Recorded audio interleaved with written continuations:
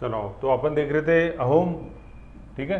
अहोम के अंदर लास्ट अपन ने देखा था क्या, सुवगमग। उसके बाद एक नेक्स्ट कॉन्सेप्ट है दैट इज मैदाम, है ना। तो मैदाम जैसे अपन को पूरा कोई ऐसा ध्यान नहीं देना कि क्या है, अपन को तो क्या वर्ड याद रखना है इसकी तुलना में मैडम ध्यान रख लेना, बस मैडम इतना सही है इसके अंदर, और कुछ ज़्यादा नहीं है ना। तो मैडम, मैदाम, फिर क्या है, अभी अपन ये देख लेंगे ये 1228, 1826 ये क्या है, पहले देख लो कॉन्सेप्ट क्या है। भारत के महत्वपूर्ण मध्यकालीन अहोम साम्राज्य, ठीक है ना।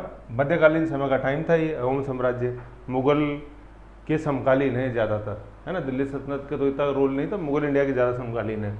1228 से 1826, तो 1228 जो अपन देखते हैं तो ये 13वीं सेंचुरी की बात है। 13वीं सेंचुरी कैसे कि 1228 जो है ये सब, ये बना कैसे ये अंक कि अपन 12 तो गुणा 100 करेंगे, ठीक है, तो 1200 आ गया, ठीक है। और ये 28, इसके अंदर 28 जोड़ देंगे अपन, तो ये क्या आ जाएगा, ये 1228 आ जाएगा, ठीक है ना।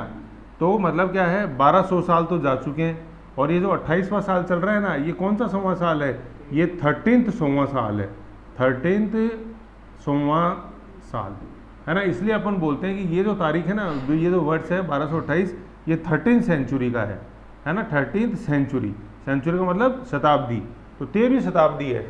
तो 1200 साल तो जा चुके हैं, ठीक है। और ये जो 28वां साल चल रहा है, ये कौन सा 100वां साल है, ये मतलब ये जो 100वां साल है ये 1300th ईयर है, और 13वां जो 100वां साल है ना, उसके अपन 28वें साल के अंदर चल रहे हैं अभी, है ना। एक साल 100 के अंदर कितना हुआ, 1 से लेकर 99 तक साल हुए, तो वो 100 साल हो गए ऐसे।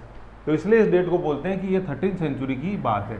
तो जब कभी भी, ये मैं क्यों बता रहा हूँ, क्योंकि जब कभी भी अपन ये मैदाम के बारे में लिखें, क्यों, क्योंकि ये अभी सबसे latest UNESCO world heritage site है जो जुड़ी है।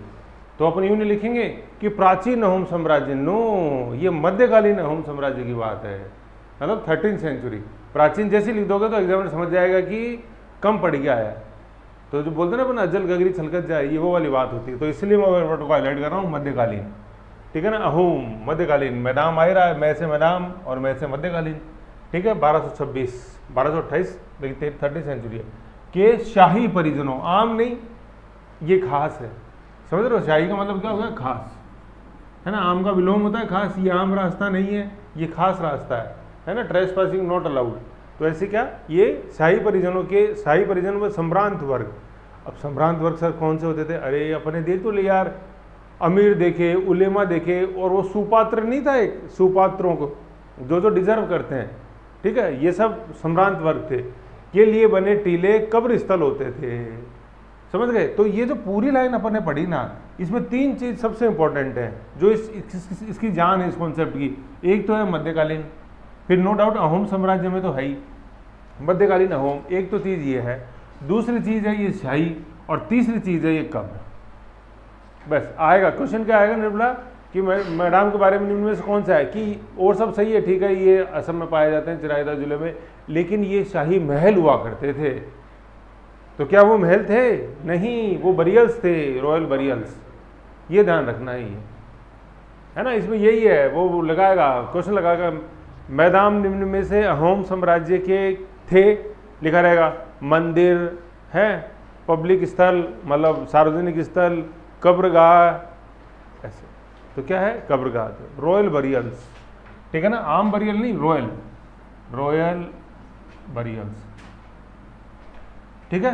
ये आज जैसे अपन जैसे नहीं देखते अपन, जैसे आज जहाँ तक आमेर रियासत की बात है, तो अपन गेटोर के अंदर छतरियाँ देखते हैं, गेटोर की छतरियाँ, है ना, गेटोर की छतरियाँ देखते हैं अपन। तो गेटोर की छतरियाँ क्या है, वो रॉयल बरियल्स हैं, जैसे जसवंतड़ा अपने है जोधपुर के अंदर ऐसे, तो वो सब क्या है, वो रॉयल बरियल्स हैं, आम नहीं, रॉयल, खास, ठीक है, शाही, समझ गए। तो ये था अपने मैदाम। फिर आगे चलें अपन, फिर क्या है, शाही मैदाम केवल असम राज्य में, पहली बात तो क्या है, केवल असम राज्य के अंदर, ना उसके ऊपर, कहने का मतलब अरुणाचल में, ना उसके नीचे, कहने का मतलब नागालैंड, मणिपुर में, कहीं नहीं है। केवल कहाँ है निर्मला, असम, केवल। और असम राज्य के भी केवल किस जिले में है, और ये चराईदेव जिला कहाँ है, अपर ब्रह्मपुत्रा घाटी में या लोअर ब्रह्मपुत्रा घाटी के अंदर, अपर ब्रह्मपुत्रा के अंदर, है ना। तो इसमें लिख लो अपर ब्रह्मपुत्र वैली या ऊपरी ब्रह्मपुत्रा घाटी, है ना। अप स्ट्रीम में है ये, डाउन स्ट्रीम नहीं है। आधा आसाम पार कर दें, जब काजीरंगा पार कर देती है ना, तो काजीरंगा बिल्कुल सेंटर पॉइंट है इसका, मतलब जहाँ तक आसाम की बात है। काजीरंगा में मैदान में बहती है ये। गोलपाड़ा जिला है काजीरंगा, काजीरंगा से मैदान चालू हो जाते हैं। अब देखो जैसे अपन बोलते हैं काजीरंगा, तो वो नेशनल पार्क है, मतलब जहाँ यूनिकॉर्न राइनोसोरस मिलता है, एक सिंह का गेंडा। तो अब जैसे कोई भी नेशनल पार्क होगा, देखो वन्य जीव के लिए तो अपन को मैदान चाहिए ना, तो मैदान, वो मैदान इसलिए वहाँ मैदान। तो लोग बिल्कुल सेंटर जो अपने आसाम है, जैसे अपन यूँ आसाम देखते हैं, यूँ ऐसे ये आसाम है कि नहीं है आसाम, ठीक है। तो जैसे ये बिल्कुल सेंटर है, यहाँ बिल्कुल सेंटर में बना हुआ है काजीरंगा। देखो आपकी सार्थक एटलस में देखो, यहाँ दिखेगा आपको, यहाँ बीच में बिल्कुल काजीरंगा बिल्कुल सेंटर, ये जो डॉट मैंने बनाया है ये सेंटर है इसलिए यहाँ पे। और फिर इससे आगे लोअर ब्रह्मपुत्र वैली चालू हो जाती है। सार्थक एटलस में देखो गगन, आसाम बिल्कुल सेंटर में देखो जहाँ मैंने बनाया है, दिख रहा है काजीरंगा। हाँ गोलघाट, सॉरी गोलपाड़ा नहीं, गोलघाट, कोर एरिया गोलघाट में ही है इसका, बफर जोन जो बोलते हैं ना, दिख रहा है गोलघाट काजीरंगा, है ना। तो ये जैसे अभी न्यूज़ पढ़ रहे हो, देखते हो, तो असम में जैसे आता है ब्रह्मपुत्र नदी में घाटी में, ब्रह्मपुत्र नदी में बाढ़, तो ये काजीरंगा नेशनल पार्क न्यूज़ में रहता है, क्योंकि जो एक सिंह का गेंडा है ना वो मारा जाता है। पूरे वर्ल्ड के अंदर यूनिकॉर्न राइनोसोरस यही मिलता है। तो जब बाढ़ आती है तो पानी ज़्यादा हो जाता है और फिर डूब जाते हैं ऐसे, समझ गए। तो ये चीज़ है चराईदेव जिले में, है ना। तो ये इस माने पर, और चराईदेव कहाँ है, चराईदेव यहाँ है ऊपर, अपर, अब मैं बताया अपर ब्रह्मपुत्र। भाई ये अपने काजीरंगा क्यों देखा, क्योंकि मैं ये बता रहा हूँ कि यहाँ से लोअर ब्रह्मपुत्र वैली चालू होती है और चराईदेव है यहाँ, तो ये तो अपर ब्रह्मपुत्र वैली है ऐसे, ठीक है। और अरुणाचल प्रदेश ऊपर है, तो अरुणाचल में नहीं है चराईदेव, केवल आसाम के अंदर, सॉरी केवल आसाम के अंदर, और आसाम में भी केवल चराईदेव जिले में। कुछ अंश अपने को मिलते हैं, कुछ मतलब जैसे कोई राजकुमार था, कहना नहीं मानता था, उनके उधर बने हैं, तो वो ये बने हुए डिब्रूगढ़ और जोरहाट जिले के अंदर। अब मैप को बंद मत करो, इसको ना आसाम में खुला रखा करो जब चल रहा था। डिब्रूगढ़ देखो कहाँ है, तो थोड़ा सा ऊपर ये डिब्रूगढ़ आ गया, जैसे ये चराईदेव आ गया, इससे ऊपर डिब्रूगढ़ है। और जोरहट कहाँ है, नीचे ऊपर। तो ये है ना, तीनों चीज़ें बहुत इंपॉर्टेंट है। डिब्रूगढ़ जैसे रिफाइनरी लिखा हुआ होगा, मैंने रिफाइनरी नहीं लिखा होगा डिब्रूगढ़ में, रिफाइनरी लिखा हुआ है ना, भारत की पहली रिफाइनरी डिब्रूगढ़। और वर्ष क्या लिखा हुआ है, 1901 है ना, यहाँ अपनी पहली रिफाइनरी थी। ये मैंने बताया था, ये नेफा बोलते थे इसको, नॉर्थ ईस्टर्न फ्रंटियर एजेंसी, ठीक है ना। तो अंग्रेजों को डर लगा रहता था हमेशा इधर से चाइनीज इन्वेजन का। तो अंग्रेजों खास बात क्या थी, अपनी बाउंड्री को सेफ रखो। तो अब वहाँ एरिया अपन ने देख लिया, दुरुस्त था।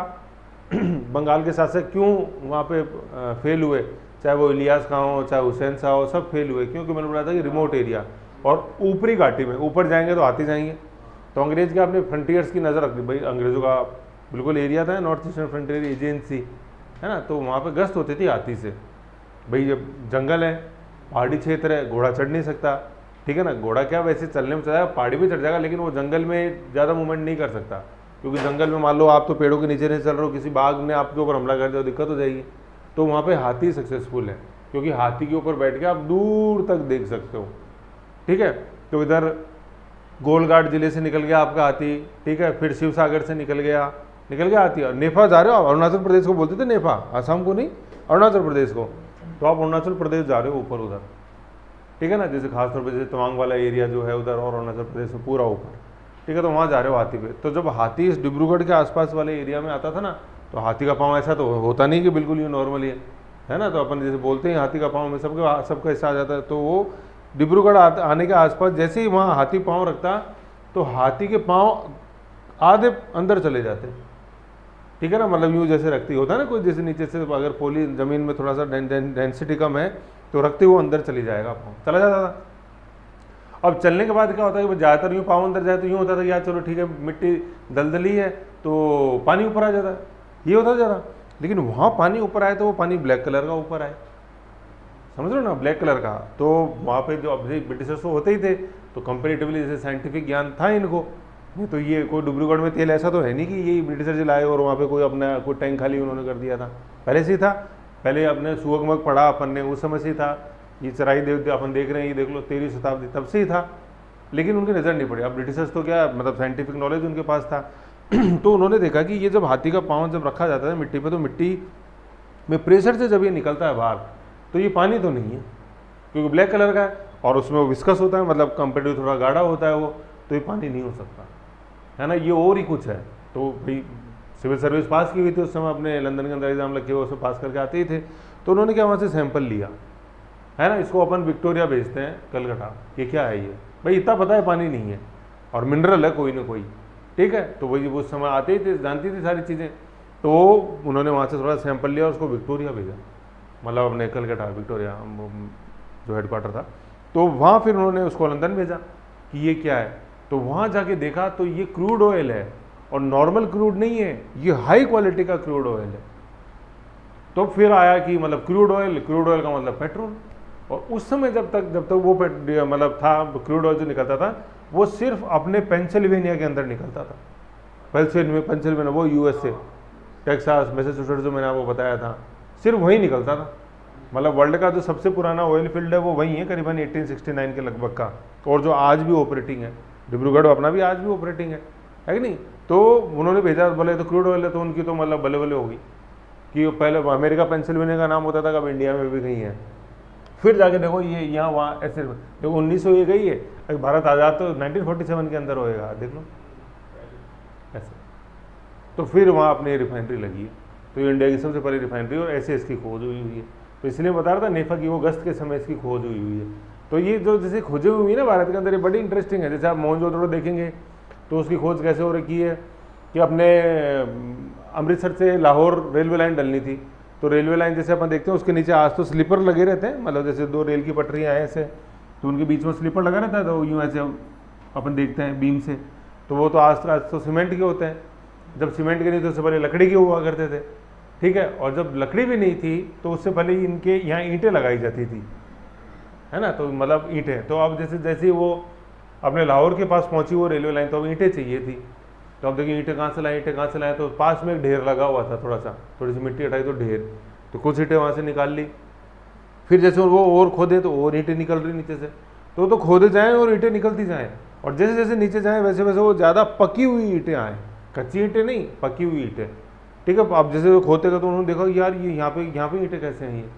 फिर उन्होंने वही वापस कलकत्ता सूचित किया, ठीक है ना, कि यहाँ से तो ईंटें निकले जा रही हैं, कि हो सक भाई रेलवे का जब काम होता था तो ऐसा तो है नहीं कि मजदूर रहेंगे, उनको मजदूर को सुपरवाइज़र भी करेंगे, सुपरवाइज़र भी होएगा, गैंगमैन भी होएगा, फिर फोरमैन भी होंगे उसके ऊपर, और ऐसे पूरे अधिकारी, फिर ANJN भी आएंगे, बैठेंगे वहाँ पे। तो उन्होंने फिर ANJN ने देखा कि यार यहाँ कुछ न कुछ इशू दूसरा है, हो सकता है सिविलाइजेशन है, क्योंकि वही ANJN तो वही civil service, higher civil service pass करके आए हुए, आगे देखा तो फिर सिविलाइजेशन है ऐसे। तो जॉन मार्शल जैसे उस समय थे, उन्होंने देखा सिविलाइजेशन है ना। तो ऐसे करके मतलब ये बहुत ही इंसिडेंट वैसे जैसे ये खोज हुई है, समझ गए। ऐसे अपने खाने का भी ऐसे ही है, अपन देखिए खाना कैसे, अपन रोटी सेक के खाने लगे, पहले से सेक के नहीं खाते थे, पहले कच्चा ही सब्जी वब्जी सब खा लिया। फिर जैसे गलती से कुछ अनाज के दाने आग में गिर गए, अब जैसे आग में तो गिर गए, लेकिन यार अब वो अनाज का दाना उसको अपन ऐसे फेंक भी नहीं सकते, है कि नहीं, बहुत इंपॉर्टेंट है। लेकिन फिर उसको खा के देखा और यार ये तो और भी स्वादिष्ट लग रहा है, तो क्यों ना इसको ऐसे खाया जाए, ऐसे, है ना। तो ये अहोम, अपन डिब्रूगढ़ की बात करें तो जोरहाट अपन ने देख ही लिया, ठीक है ना, और ये चराई देवी, ये तीनों जिले देख लिए, बिल्कुल पास है, और ऊपरी ब्रह्मपुत्र वैली के अंदर ही हैं।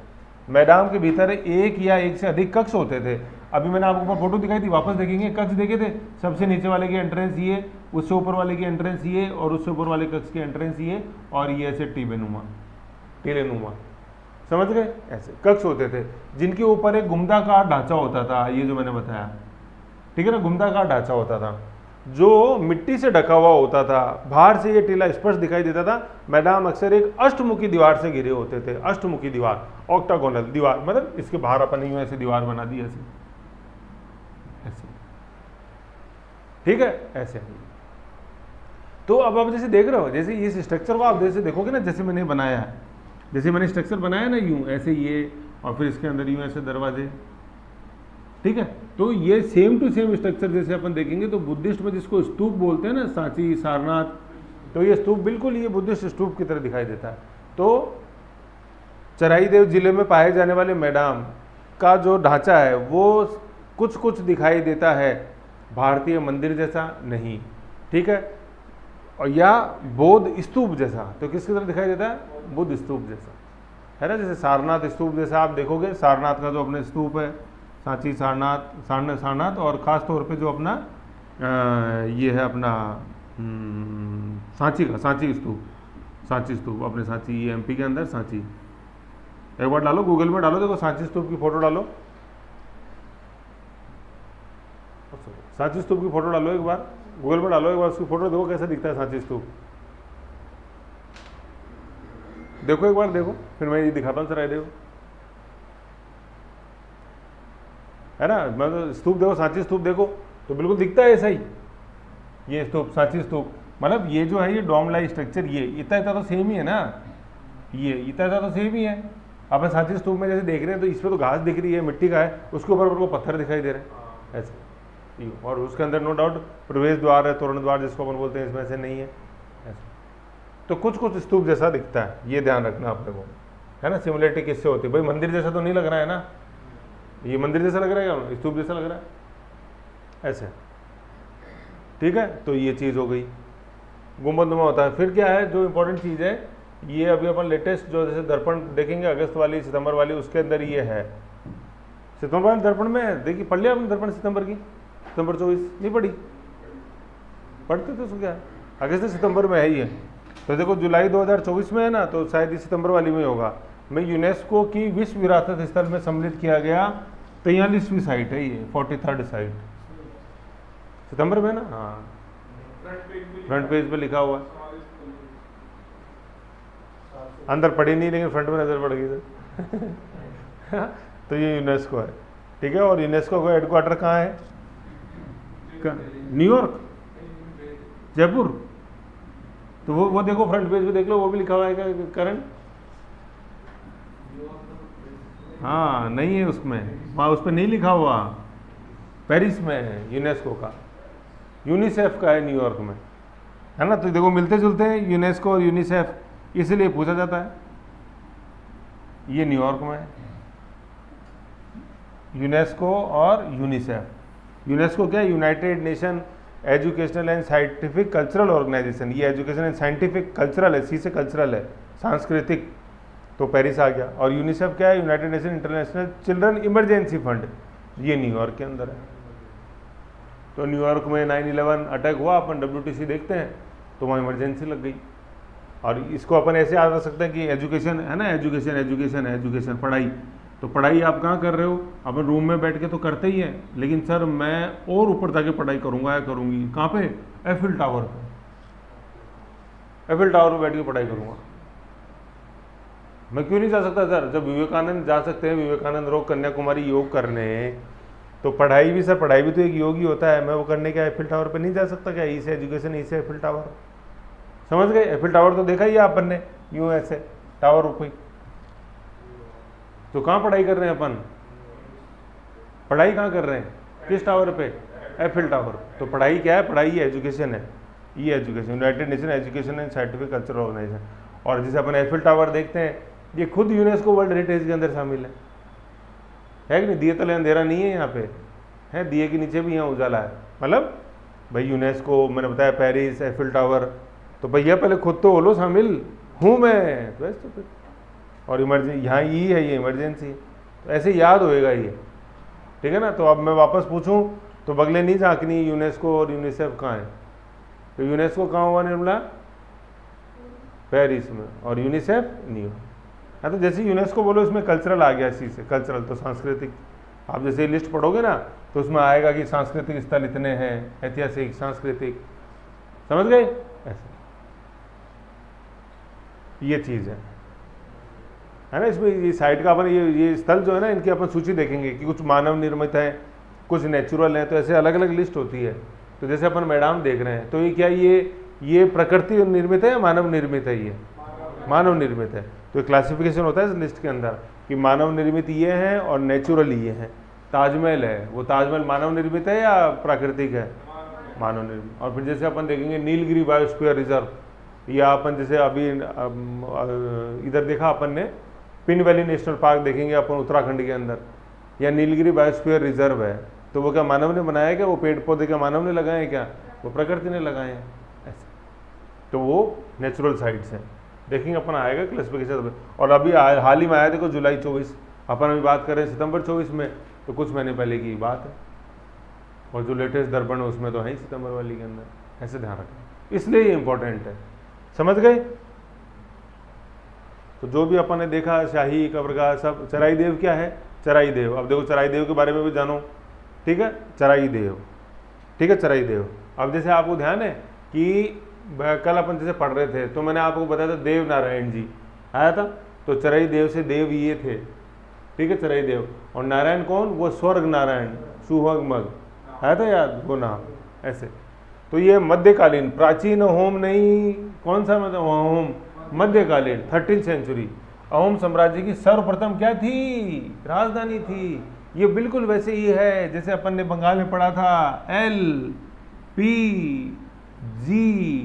है। फिर निर्मला एक और क्या लिखूंगा मैं अब? एक चीज भूल रहा हूँ, मुझे बताओ ना, मैंने रिविजन नहीं किया। एक चीज भूल रहा हूँ, क्या भूल रहा हूँ निर्मला? तो एक ही अपनी क्लास में, तो बताओ कि क्या? L आ गया, P आ गया, G आ गया, एक चीज और क्या थी निर्मला? बताओ जल्दी, बता दो, क्या करते हो? एक चीज बता दो ना, क्या थी? फिर तो मैं तो बार बार बोल रहा हूँ यार, एक चीज बता दो, एक चीज बता दो, फिर भी दिमाग में नहीं आया तो रीजन नहीं किया मैंने। ऐसे तो बोला ही नहीं कि दो चीज बता दो, फिर क्या करते हो ऐसे हैं? कभी कभी तो मैं उदास हो जाता हूँ कि यार इतना करने पे भी स्टूडेंट नहीं कर रहा, तो अब क्या करूँ? तो लखनौती, पांडवा, गोंड और इकदला, तो ये वो इकदला की तरह है इसका महत्व। क्या? चराई देव सन 1253, 30th सेंचुरी आ रहा है कि संस्थापक छू लुंग सुफा, कोई इंपॉर्टेंट नहीं है ना, कौन संस्थापक है इतना कोई खास नहीं है, अपन को तो बस ये ध्यान रखना है क्या कि अहोम साम्राज्य की राजधानी थी। कामाता नहीं है ये जो अपन ने कामरूप देखा था, कामाता नहीं है। कामाता और अहोम में तो संघर्ष होता था, और कामता नीचे बंगाल से लड़ता था, पूरा में अहोम से लड़ता था, और उसने अपनी शक्ति खराब कर ली पूरी।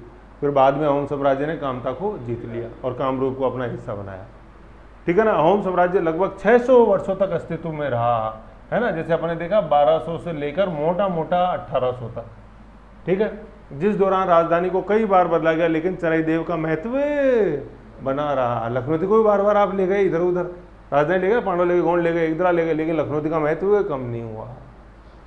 आधुनिक काल में अहोम शाही परिवार की समाधियां जो मैदान मोईदान, अब देखो ये सब इसके पास ये अलग अलग ट्रांसलेशन है, मतलब जो अब्रेंस है बोलने के तरीके हैं वो हैं। अपन को तो एक चीज़ ध्यान रखनी है, क्या? मैडम ध्यान रखनी है अपन को, बात इतनी सी है। मैडम, सुहगमग देखा था कल अपन ने सारा, देवनारायण इस स्थान पर देखी जा सकती है। उनका असम व भारत के इतिहास में स्थान बना हुआ है। 2015 में शिवसागर से अलग करके नया जिला बनाया गया था। ये कौन सा? चराई देव। तो मैंने बताया शिवसागर को, शिवसागर का तो डिब्रूगढ़ की तरफ साइट है, वहाँ डॉट लगा लो तो ये अपने चराई बन जाएगा। समझ गए? तो ये तो थी राजधानी। और फिर जो इसमें इंपॉर्टेंट और शासक हुए हैं, तो चराई देव तो सॉरी सुहगमग तो अपन ने पढ़ा ही था। तो सुहगमग का तो ड्यूरेशन क्या था? 15th सेंचुरी का था। ये देखो 1497, 15वीं शताब्दी का काल है। इस सुहगमग के बाद जो और इम्पोर्टेंट शासक हुआ है मुगल कालीन, है ना। अहोम साम्राज्य का ज़्यादातर जो हिस्ट्री है वो अहोम कालीन है। फिर जो इम्पोर्टेंट शासक हुआ जिसने मुगलों से लोहा लिया, और जो मतलब मिडिवल इंडिया के अंदर क्वेश्चन आता है ना, यूपीएससी मेंस में तो हर 3 साल बाद एक क्वेश्चन रिपीट होता है, और कुछ नहीं लिखा रहता, केवल लिखा रहता है अहोम साम्राज्य, है ना। तो वो देखती अहोम, अहो ये तो पढ़ के ही नहीं आया अपन, ये कहाँ से आ गया? ये अहोम है, ठीक है। तो ये क्या है? जैसे अपन ने सुहगमग पढ़ा अपन ने शासक, ऐसे ये शासक है यहाँ इंपॉर्टेंट शासक जो हुआ है। तो पहले तो देख लो इस शासक को अपन क्यों पढ़ना जरूरी है। इसको पूर्वोत्तर का क्या बोलते हैं? शिवाजी या महाराणा प्रताप। तो चलो शिवाजी तो नहीं, ध्यान सर अपन मराठा हिस्ट्री अपन ने नहीं पढ़ी, मराठा से मराठवाड़ा से बिलोंग नहीं करते, लेकिन राजस्थान से तो करते हो।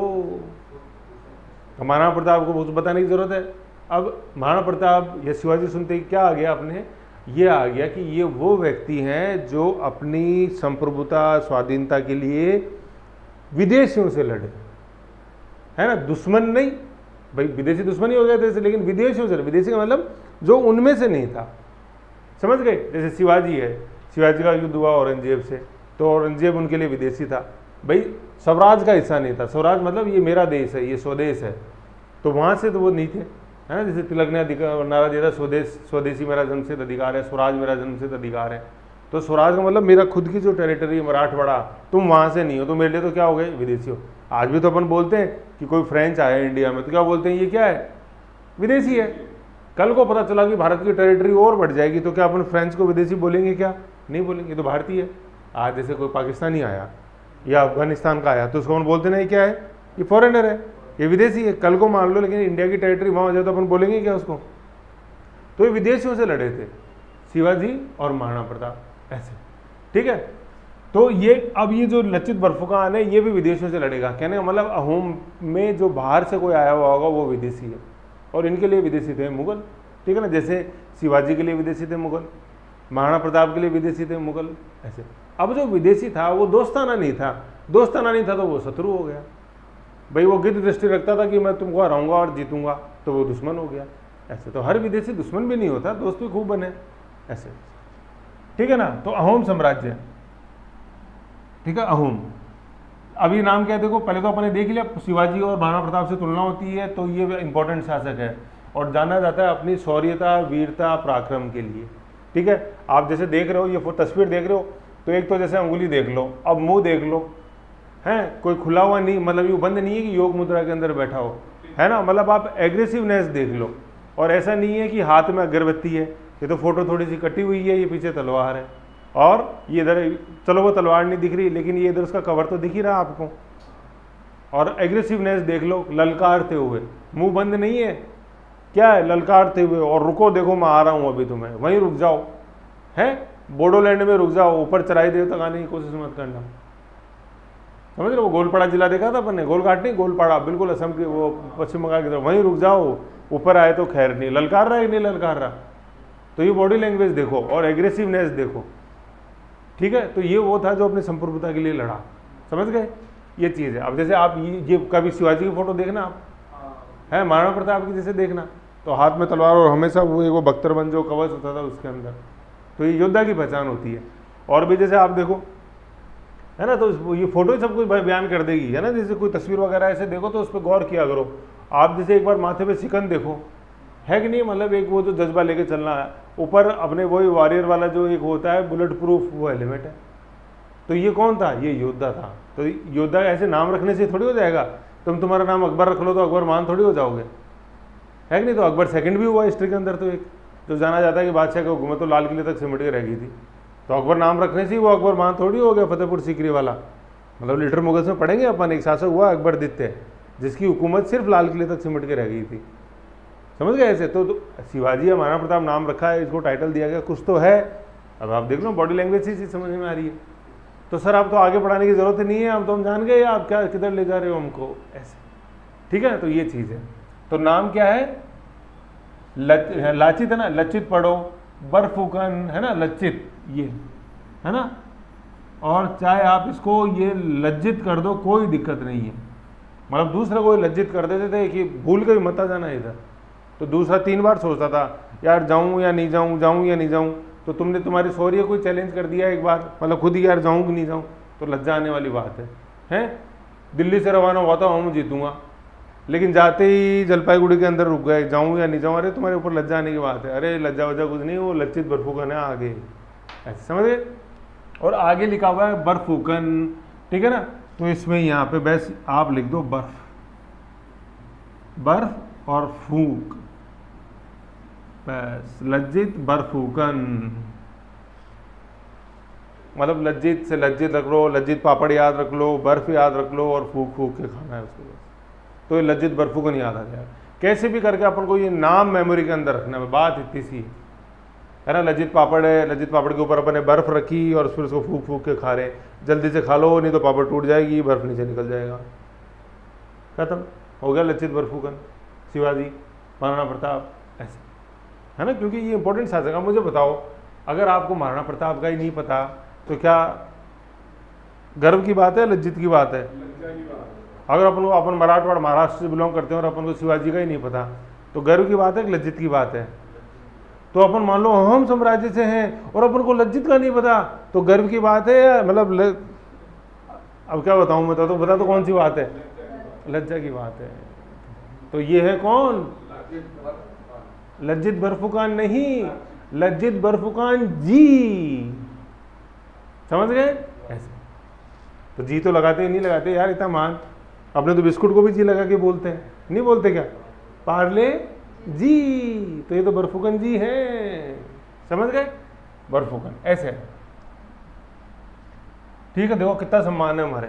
तो अहोम साम्राज्य के एक सेनापति है ना, देखो शासक नहीं सेनापति, फिर बाद में नो डाउट शासक भी बने। सेनापति और बरफुकन थे, मतलब एक महान सेनापति और काट दो, बरफुकन थे। बरफुकन पूरा नाम क्या हुआ, लज्जित बरफुकन, बर्फ में लगा देगा, है ना, जो सन 1671, बहुत इंपॉर्टेंट है, सराई घाट है ना, सराई घाट में कर दो गुवाहाटी, गुवाहाटी है ना, की लड़ाई में। अब देखो पहली तो बात ये देखो, अहोम साम्राज्य, अहोम है ना, अहोम क्या थी राजधानी अहोम साम्राज्य की, क्या थी, चराई देव। अभी तो पढ़ रहे हैं आप, तो ऐसे मतलब इतना दिमाग लगाते हो कि पता नहीं कि जैसे पता नहीं सर ने अभी पिछले साल पढ़ाया हो, है। तो चराई देव तो कहाँ है, ये यहाँ है। और ये सराई घाटी का युद्ध हो रहा है, ये कहाँ है, गुवाहाटी कहाँ है, यहाँ है ना। ऐसे मत कर देना कि हाँ आसाम में है, ये रहे दोनों पड़ोसी, ये गुवाहाटी ले लो और सर ये चराई दे लो। अब डिफरेंस देख लो आप दोनों में कहाँ है, दिख रहा है। तो ये सराई घाटी का युद्ध हुआ 1671 में, दोनों आमने सामने, एक एक आगे पीछे है ना, आमने सामने, ठीक है। तो देख लो पहली बात तो लड़ने कहाँ से कहाँ आया, मैं कह रहा था ना आपको, जैसे ललकार रहा है वहीं रह जाओ, बोडोलैंड गोलपाड़ा में ही, समझ गए। ऊपर आने की तो कोशिश ही मत करना, तो यहाँ चैलेंज करना है नीचे मैदान में, है ना। देखो मैं आपको बार बार बताता हूँ कि जैसे आगरा का स्थापना करी 1504 सिकंदर लोधी, देखते हैं अपन क्यों, क्योंकि उधर से राणा सांगा का डर सकता था, है। पानीपत के अंदर युद्ध क्यों है, क्योंकि वो दरवाजा है। आगरा क्यों, धौलपुर दरवाजा है, उधर आगरा जैसे अपन देखें तो जौनपुर के लिए दरवाजा है वो, ठीक है। दुश्मन को रोकना है तो कहाँ रोक लो, गेट पे रोक लो। आगे आ गया तो फिर पहली बात तो विनाश ज़्यादा होएगा और फिर अपने ही चैलेंज ज़्यादा होएगा उसको, ठीक है ना। ये तो यही दरवाजा है होम का भाई। कामता जो था वही तो दरवाजा है कि नहीं है, कामता में रोक ला तो ये गुवाहाटी। अपने निकल देगा ना कामता, कामरूप, गुवाहाटी, तो वहीं रोक लो आप, नहीं तो फिर ऊपर तो आपका साम्राज्य ही चालू हो गया यहाँ से। गोलघाट से आगे तो आप रोक ही नहीं सकते किसी तरह से, रोकोगे तो उसकी कॉस्ट ज़्यादा है, हर तरह से आपकी भी छींची होगी। कोई मान लो कोई घर में आ गया और बिल्कुल अंदर तक पहुंच गया और फिर आप उसको खदेड़ रहे हो, तो आपकी सिक्योरिटी में तो लैप्स था ना कहीं ना कहीं। ऐसे है, सराई घाट की लड़ाई में अपनी नेतृत्व क्षमता है ना, लीडरशिप के लिए जाने जाते हैं। जिसने आसाम पर पुनः अधिकार प्राप्त करने के लिए, कौन, राम सिंह प्रथम। इसके ऊपर लिख लो मिर्जा राजा, ये जयपुर वाले थे। राम सिंह प्रथम के नेतृत्व में मुगल सेनाओं का प्रयास क्या कर दिया, विफल कर दिया, है ना। तो राम सिंह प्रथम जो है ये लिख लो, जयपुर, अपने कछुआ राजपूती, मिर्जा राजा राम सिंह।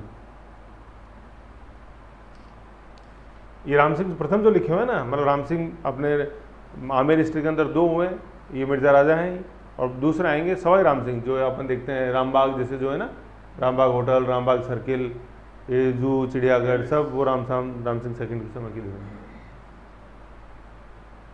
ठीक है ना। ये तो इस पे लिखो मिर्जा राजा, ये सवाई नहीं है, सवाई दूसरे है ना, मिर्जा राजा राम सिंह। या तो मिर्जा राजा राम सिंह बोल दो या राम सिंह फर्स्ट बोल दो, दोनों चीज़ एक ही है। लेकिन ऐसे नहीं बोलो कि मिर्जा राजा राम सिंह फर्स्ट, वो गलत हो जाएगा, ठीक है ना। राम सिंह फर्स्ट बोल दो या मिर्जा राजा राम सिंह बोल दो, दोनों चीज़ एक ही है ना। मिर्जा राजा राम सिंह फर्स्ट बोलते हैं तो इसका मतलब मिर्जा राजा राम सिंह सेकंड भी हुआ है, जबकि ऐसा नहीं, मिर्जा राजा राम सिंह एक ही हुआ है। कि नेतृत्व वाली मुगल सेनाओं, है ना, जैसे अपन मुगल इंडिया पढ़ेंगे तब आएंगे, कछावा मतलब एक बहुत बड़ी शक्ति थी मुगल एम्पायर की। मुगल सेनाओं का प्रयास क्या कर दिया, विफल कर दिया था। लगभग 1 वर्ष बाद बीमारी के कारण उनकी मृत्यु हो गई। कौन, लचित बरफुकन की, ऐसा समझ गए। तो ये लचित बरफुकन जाना जाता है किसके लिए, अपनी लीडरशिप के लिए, नेतृत्व क्षमता। भाई शिवाजी महाराणा प्रताप में क्या है, वही लीडरशिप है, सबको एक जगह बांध के रखना, और फिर कोई भी घुसपैठिया है उसको बाहर फेंकना, ठीक है ना। तो इस बार देखो, चूंकि जैसे अब राम सिंह फर्स्ट है, तो मुझे बताओ क्या राजस्थान से जुड़ा हुआ है कि नहीं, भाई आमेर राजस्थान का हिस्सा तो जुड़ा हुआ है कि नहीं है, ऐसा। तो सराई घाटी का युद्ध कहाँ लड़ा गया, आसाम में लड़ा गया। कब लड़ा गया, 1671 में। कौन शासक, रियासत कछवा, आमेर, है ना, आमेर के राम सिंह फर्स्ट या मिर्जा राजा राम सिंह, है ना। अब ये सराई घाटी का युद्ध देख लो, 1671 में मुगल साम्राज्य, है ना, मुगल साम्राज्य। फिर आगे लिखा हुआ है कछवा राजा मिर्जा राजा राम सिंह, है ना। ये तो 1-2 ब्रैकेट यहाँ लगा दो, देखो इधर ये लगा हुआ ना कछवा राजा, और यहाँ पे ख़त्म कर दो इस ब्रैकेट को, फिर दूसरा आगे ब्रैकेट चालू करो, ऐसे ही है ना। थोड़ा सा ब्रैकेट गलत लग गया। 1671 में मुगल साम्राज्य, तो ये मुगल साम्राज्य के सेनापति थे कौन? राम सिंह फर्स्ट। भाई जैसे अहोम साम्राज्य का सेनापति कौन है? लचित बरफुकन, ऐसे ही, ठीक है। तो 1671 में मुगल साम्राज्य, कछवा राजा है ना, कछवा राजा कौन थे? ये मुगलों के सेनापति था। भाई मुगल शासक खुद थोड़ा ना लड़ने जाएगा वहाँ पे, जान का खतरा है, अपन नहीं जाएंगे, सेनापति को भेजो।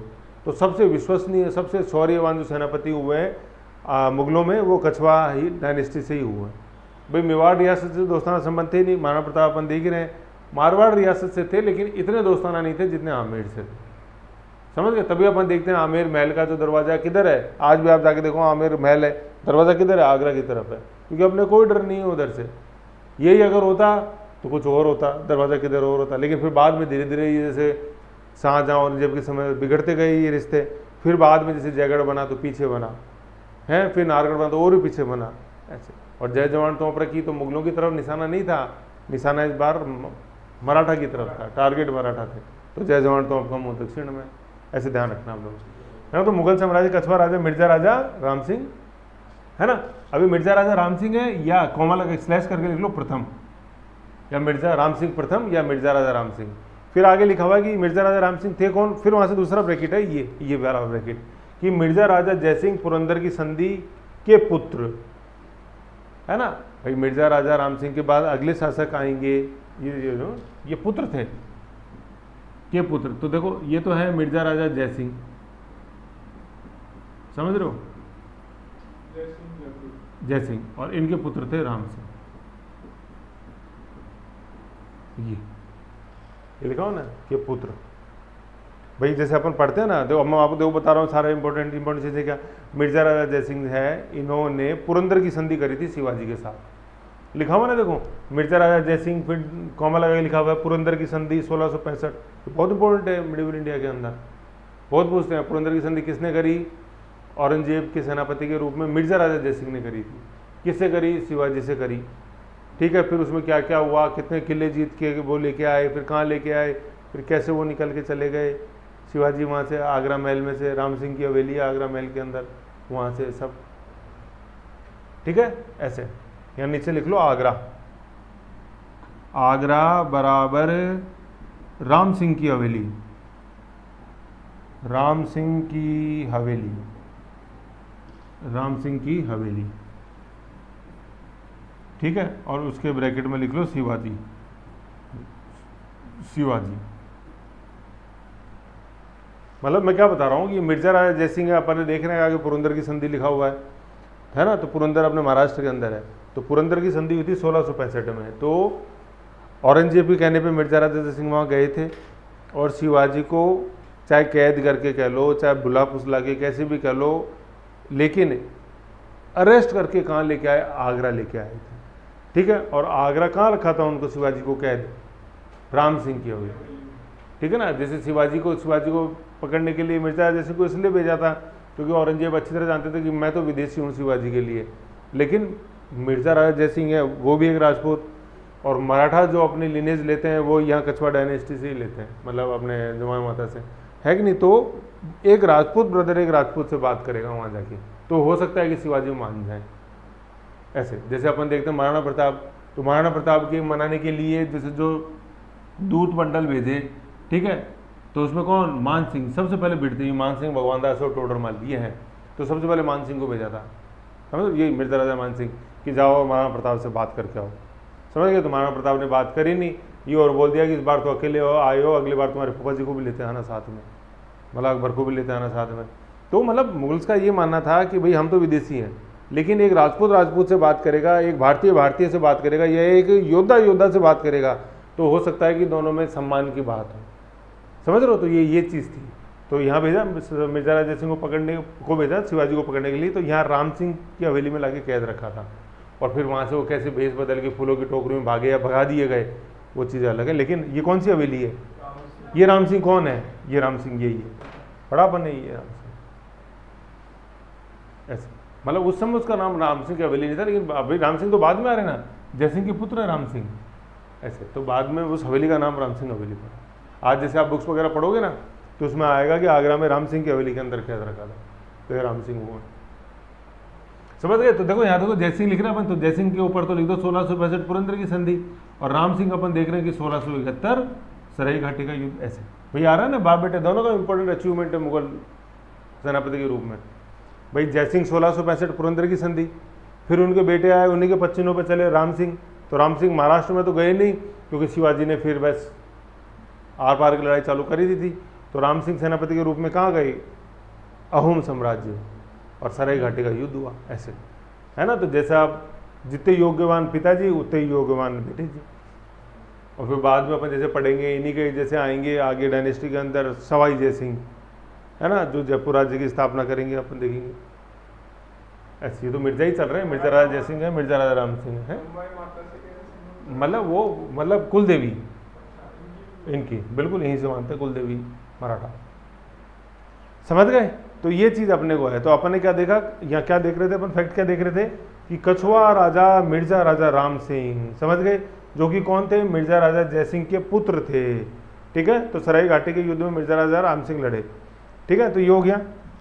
और उधर अहोम साम्राज्य की तरफ से कौन था? अहोम साम्राज्य लज्जित बर्फुकन, क्या याद रखना है? लज्जित बर्फ और फूंक, समझ गए, के नेतृत्व में बीच ब्रह्मपुत्र नदी घाटी पर सराई घाटी गुवाहाटी आसाम में लड़ा गया था। हालांकि कमजोर अहोम सेना ने बेहतर रणनीति और मनोवैज्ञानिक युद्ध, है ना, एक तो बेहतर रणनीति कि घाटी के अंदर उसको पकड़ो जिससे कि अपन ऊपर से हमला करेंगे, और मनोवैज्ञानिक युद्ध कि अपन देश बचाने के लिए लड़ रहे हैं, चाहे शहीद हो जाए, पीछे नहीं हटना है। ये है मनोवैज्ञानिक। समझ रहे हो?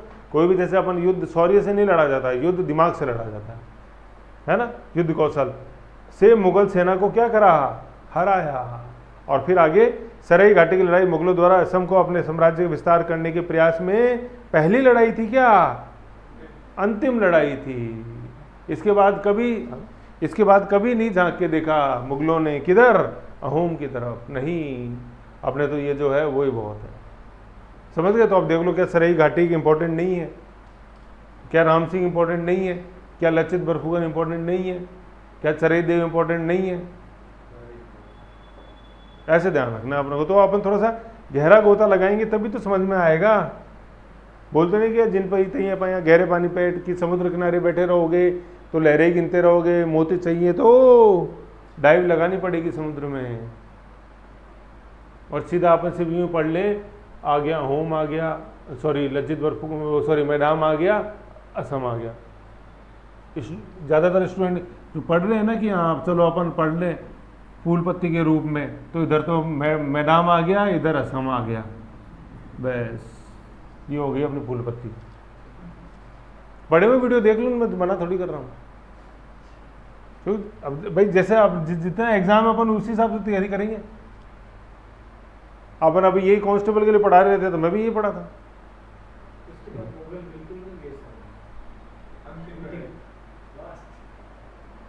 क्योंकि मतलब शासक भी ऐसे आने लगे कि साम्राज्य विस्तार तो बाद में करेंगे, पहले घर में संभाल लो।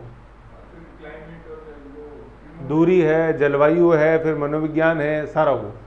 तो जो अपन मोहम्मद बिन तुगलक में देखा था द्वितीय राजधानी, बिल्कुल वो की वो साइकोलॉजी काम करी। ठीक है। तो अब इस तस्वीर को देखो तो कुछ अब समझ में आ रहा होगा आपको। मुगलों को हराया है ना, मुगलों को तो हराया, लेकिन सेनापति कौन था? मिर्जा राजा जय सिंह। ये देखो कौन? लचित बरफुकन।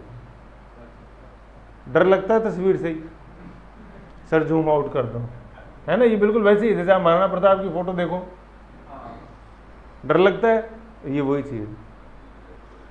समझ गए? तो ऐसे था अपने आसाम, नेक्स्ट अपने उड़ीसा। समझ। तो आसाम में अपन ने ये देखा मोटा मोटा चीजें हैं। 2 मिनट में अपन रिविजन देख लें। अब देखो आप वापस देखोगे सारा तो डिटेल के अंदर आप समझ में आएंगी चीजें। जैसे पहला मैप देखा था अपन ने, तो इधर ये कामाता देखा, कामरूप, गुवाहाटी। अभी जस्ट जो जब बरफुकन सराई घाटी का युद्ध देखा वो यहाँ, अहोम साम्राज्य ऊपर, बंगाल इधर। ठीक है। फिर कल अपन ने जैसे देखा था ये इधर तो ये देख रहे हैं ब्रह्मपुत्र, ये गंगा देख रहे हैं, इधर ये क्या कारातोया नदी थी। ठीक है। जिसको कि साम्राज्य की क्या कर दिया, मतलब सीमा बना लिया गया। तो ये वही इलियास खां जो एक तरफ तो कोसी को बना के आया था और एक तरफ करातोया को सीमा बना के आया था, जितना असंभव था अहोम को।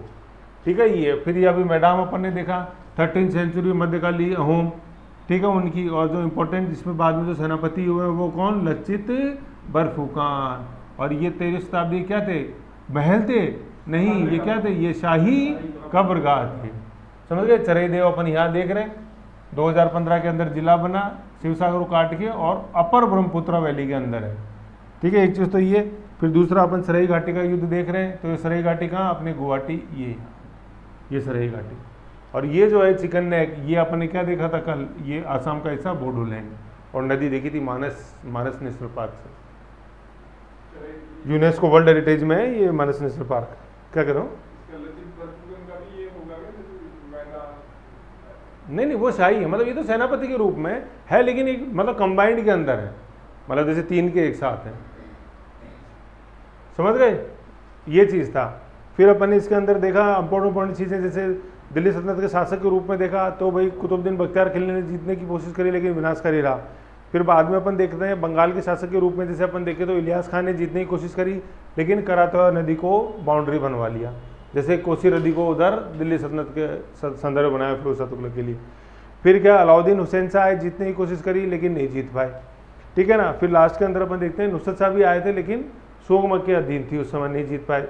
सुगमक के बारे में अपन ने देखा तो ये इंपॉर्टेंट शासक हुआ है जिसने चतुर्दिक विस्तार किया अहोम साम्राज्य का, और स्वर्ग नारायण हिंदू धर्म के प्रति एक जो थी श्रद्धा उसको दर्शाया नाम से ही। मैदाम अपन ने देखा, अभी जस्ट देखा है 13वीं शताब्दी चराईदेव जिला शाही कब्र का है, ठीक है। सारी चीज़ें हो गई। फिर लास्ट में लचित बरफुकन देखा, जो जाना जाते हैं अपने नेतृत्व क्षमता युद्ध कौशल के लिए। 1671 में सराई घाटी का युद्ध हुआ मुगल सेनापति और अहोम सेनापति के बीच। मुगल सेनापति मिर्जा राजा राम सिंह और उधर लज्जित बरफुकन, और विजय हुए लचित बरफुकन, है ना, जो कि अंतिम प्रयास था मुगलों का अहोम जीतने का। तो अब जैसे अगर मेंस के अंदर आया अहोम साम्राज्य, तो क्या लिखना है अपन को, ऊपरी ब्रह्मपुत्रा घाटी के अंदर स्थित 13वीं शताब्दी के अंदर सुगमक इंपॉर्टेंट शासक हुए, इंपॉर्टेंट सेनापति लज्जित बरफुकन, ठीक। 1671 सराई घाटी का युद्ध, मिर्जा राजा राम सिंह बनाम लज्जित बरफुकन, और वर्तमान में मैदाम ब्रैकेट में शाही कब्र गया यूनेस्को विश्व विरासत सूची के अंदर जुलाई 2024 में सम्मिलित।